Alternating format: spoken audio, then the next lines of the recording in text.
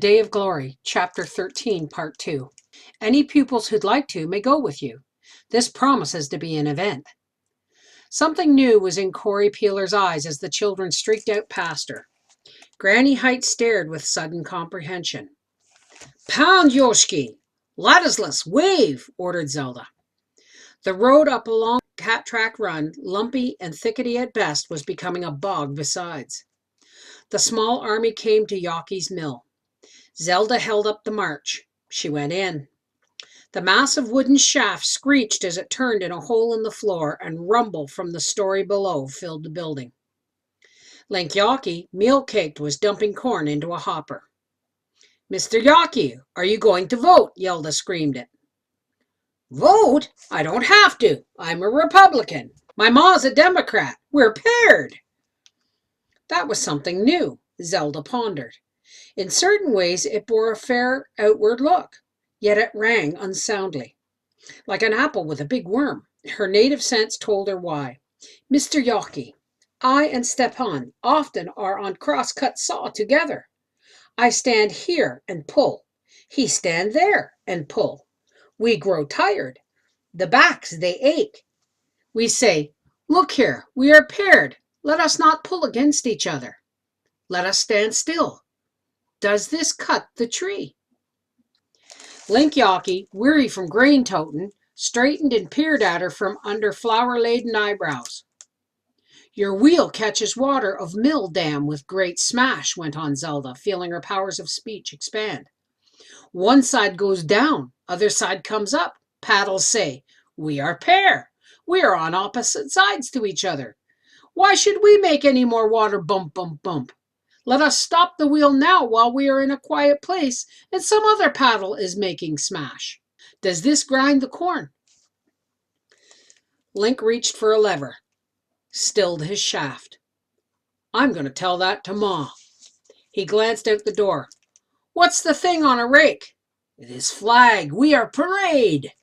"You head up this road and wave it at Grandsir Beckett. I'll be along."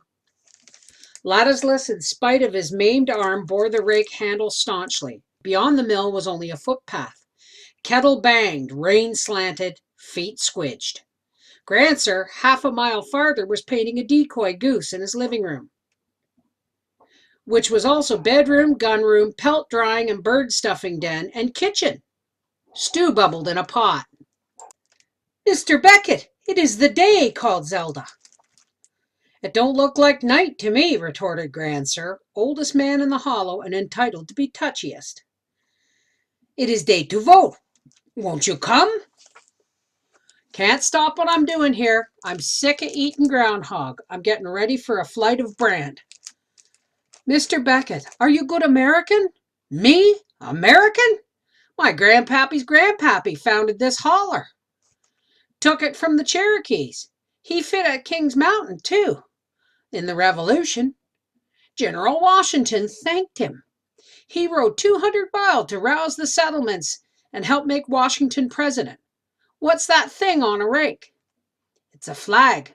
We're marching to the Hardy place to see if they're afraid of a little rain. Will you come along and show us how your grandpa got the vote out?" "Wait till I get my cap." Never one to turn down a tramp afield, Grandsir dropped decoy and brushes.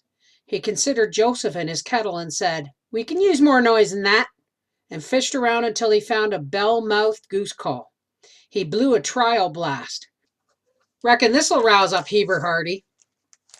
It was a 3-mile tramp up height and down gully to the Hardy shanty. Grandsir stopped the marchers, whose ranks had grown as they caught up other cottagers. He lifted the goose call and set a loud honk, ranging. The door of the gray shanty pitched open on a man with a 10-bore shotgun. He scanned the sky eagerly. "Down here," shouted Grandsir. "On the ground, Heber. Come on out of the house, you dumb Democrat, and your 3 dumb sons, and vote." "Who's telling a Hardy what to do?" Heber's broken wing mustache fluttered like a wounded brant trying to rise. "I was asleep." "Where's Old Hake and Jim?" "Sleeping too. Plumb tuckered out. We been a-digging a badger out of froze ground." "We got something else to dig out of this hole, or maybe you Hardys are afraid to tackle it. Uncle Tate Trevitt." Trevet? Heber Hardy was jolted wide awake. Did you just say a feared of a trevet? The three-generation grudge, once a blood feud, boiled up in his veins. He bawled into the house. Wake up, boys! We're going to tickle up a trevet who's too lazy to vote. To Zelda. What's that rag and kittle? We are a parade, said Zelda. What had Miss Corey taught her in her citizenship lessons? She repeated it. With malice toward none and charity for all. Then here's where us Hardys jine in and giving a big helping of no malice to thieving, poaching, no account Tatum Trevet. Storm slashed. Dead leaves scrunched and sloshed. Brakes and bushes slapped. Rocks slithered. They crossed a creek ford, stopping to pluck forth Effie Tidney, who was battling her wash. Ep Tidney, who was searching for a lost cow. Gideon Lee, who nursed a flaming gumboil, and his wife Marilla. Godlove Cornet and his Eulalie, who was sewing him into his clothes for winter. Tuck and Aretha Annabelle and their grown sons, who were putting a porker down in a barrel and had plumb forgotten the day. And Ellie and John Lee, who were rolling pumpkins from a field on Trapper Bald. At each homestead, come and jine, summoned Heber. We're marching to the polls by the long way, and we're going to drag out Tatum Trevet. Ladislas flew the flag. Joseph wumped his kettle. Grand Sir Becket puffed right along. He served blasts on the goose call over the gate of each picket fence. As they mounted, snow began to appear in patches. It widened to an occasional sheet. They came on a hut against a rock. Smoke wavered from its chimneys. Heber studied the situation. Tate's gone to bed till spring. He's in there with his Bible, dog, whiskey, and tobacco. Watch him take wings and resurrect. He climbed the rock and, reaching, laid a broad chunk of hemlock bark on the chimney top. In good time, the door bounced open. Uncle Tate, bearded and in his underwear, coughed and swore, tears from the smoke coursing his cheeks. Come along, you worthless old sinner, and vote, whooped Heber Hardy. Bayed Uncle Tate. I've given up things of this world. I'm busy repenting. I'm spelling the word by letter, and if the whiskey lasts, I'll soon be to Exodus. Then here's where you exode, encouraged Heber. Or eat hickory smoke till Gabriel toots. Us Hardys are figuring to pound a 10-foot Democrat tree down your Republican chimney. Let me get my pants on, gasped Tate. He added, I ain't the only holdout. Where's Belle Gunderson? Belle? Heber was thunderstruck. Belle's halfway up Coal Mountain. She's got neither cart nor sit nor mule to drag it. She's one of your Democrats, Tate said smugly. As that argument of a Trevet sank in, my three boys, pronounced Heber, and this Steve Pulaski feller, he's got strong arms. By holy, we're gonna lug her down. Ob Hardy, startled, spoke for himself and brothers. She's 4 axe handles wide, Pa. Trail's perishin' rough. Mr. Hardy, I'm Republican, mentioned Steve. Mr. Hardy, my Stepan will go, promised Zelda. That's right, said Heber. Principles above party. His eyes turned gun barrel blue. 4 Gunderson voters. Get! It was high time to face the rest of the parade around. Zelda had begun to worry. Would they reach the polls before closing? She did what she could to hurry them along. Ladislas still held the banner, refusing to yield it up. The pole was braced against his pants belt.